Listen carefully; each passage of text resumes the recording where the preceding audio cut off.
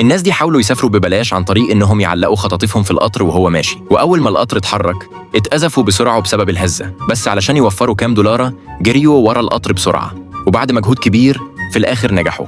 وفي نفس الوقت هرب 2 مساجين أب وابنه ووصلوا لسكة القطر.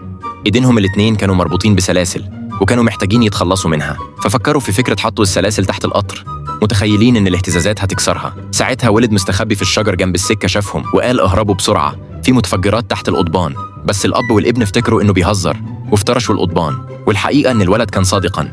في اللحظة دي الأب فجأة استوعب إن لو القطر عدى فوق السلاسل وهم مربوطين هيتسحبوا هم كمان. بسرعة غير مكانه وساب السلاسل بس هي اللي على القضبان.